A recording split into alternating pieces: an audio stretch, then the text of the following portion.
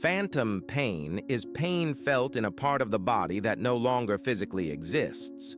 Thousands of people experience it after an amputation, including Ukrainian soldiers who survived severe injuries. This is not rare, and it is not something strange or exceptional. Yet phantom pain remains one of the most misunderstood conditions. It is often dismissed, often explained incorrectly, and because of that, many people are left alone with their pain for years. In this video, I won't rush. I will calmly and step by step explain what phantom pain is, why it happens, what happens to the nerves after amputation, how this condition is actually addressed in practice, and why in some cases phantom pain can disappear completely.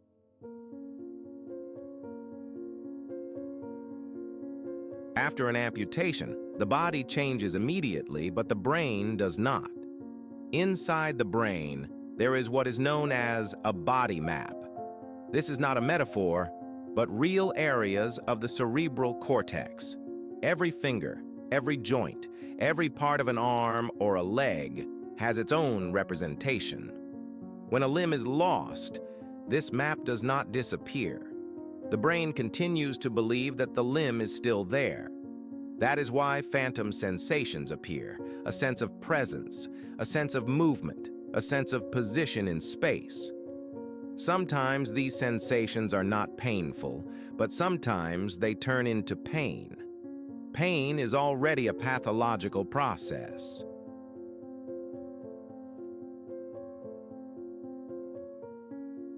If you listen to Ukrainian soldiers and other people who have undergone amputation, their descriptions of phantom pain are strikingly similar. Відчуваю. А фантомні болі, коли от ноги немає, а здається, що десь палець болить, десь там судорога хватає, прострілює. Фантомна біль, вона трохи різна буває. От буває таке, знаєш, коли в дитинстві розбирали ці запальнички, там така штучка, що током б'є. А це нібито дві таких великих, і воно таке неприємно прострілює.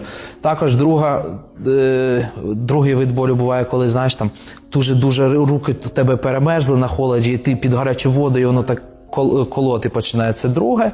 А третє буває таке, коли ти ногу дуже засидів і хочеш встати, і воно ж неприємно, не можеш, воно заніміло. От таке.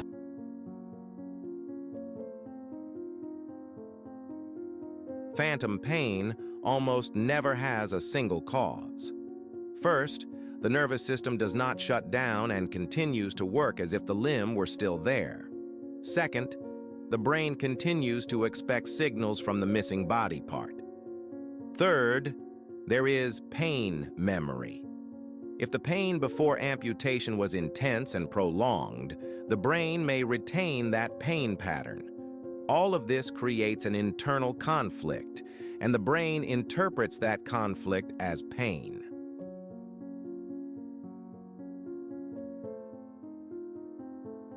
Here it is crucial to say this clearly. Nerves do not disappear after amputation. During surgery, a nerve is cut, but it remains alive. The body seals the end of the nerve with scar tissue, and sometimes a neuroma forms, which is a highly sensitive section of nerve. That nerve is still capable of sending signals and reacting to pressure, inflammation, and stress. But now it has no destination. It is no longer connected to skin, muscles, or fingers, and it begins to send chaotic signals. The brain receives those signals and interprets them as pain in a limb that no longer exists. This is not imagination and not psychological. It is the real work of the nervous system under altered conditions. That is why the treatment of phantom pain almost never comes down to a single solution. In real practice, several directions are addressed at the same time.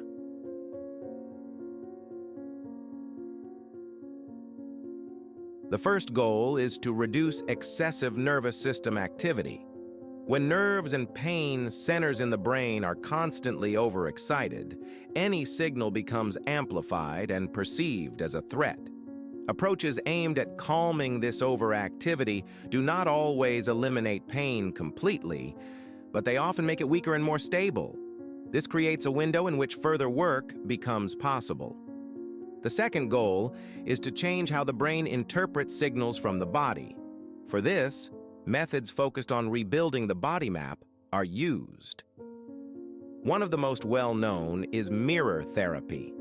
Its purpose is not the mirror itself, but the visual feedback the brain lacks after amputation. When a person sees the reflection of a healthy limb while mentally moving the phantom one, the brain gradually stops interpreting the absence of signals as danger. This process must be regular, calm, and gradual, because trying to force long-standing sensations to change too quickly can increase pain instead of reducing it. The third direction is restoring a sense of control through movement.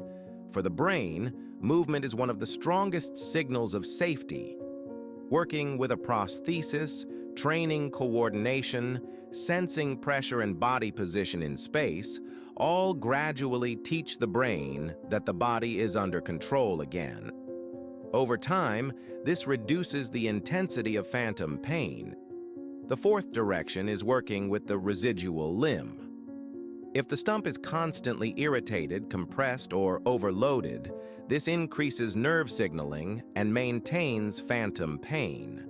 That is why reducing constant irritation, gradually adapting to touch, and desensitization are so important. When signals from the residual limb become calmer and more predictable, phantom pain often decreases as well. The fifth direction involves the overall state of the nervous system.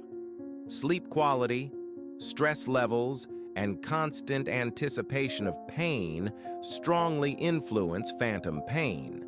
When a person stops living in a state of continuous tension and expectation of the next pain spike, the pain system gradually loses its dominant role. This is why in real life the most effective approach is not a single method, but a system in which the entire condition of the body and nervous system is addressed, not just the pain itself.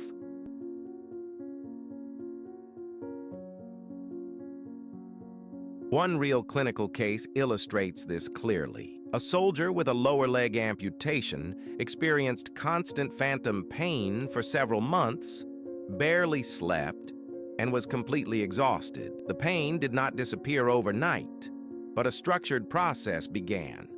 Overall nervous system calming, regular mirror therapy, gradual work with a prosthesis, sleep restoration, and reduction of constant stress.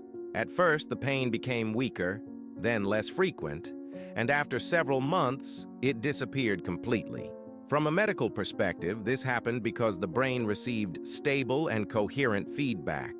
The body map began to update, nerve signals stopped being interpreted as a threat, and the closed loop of pain, tension, and increased pain was broken.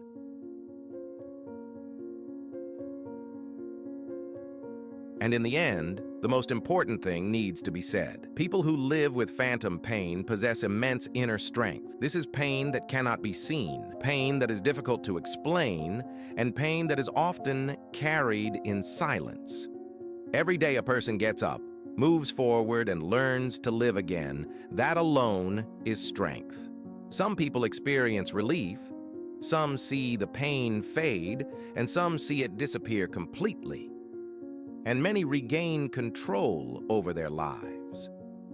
If you are going through this, you are not alone, and you are stronger than it may seem from the outside.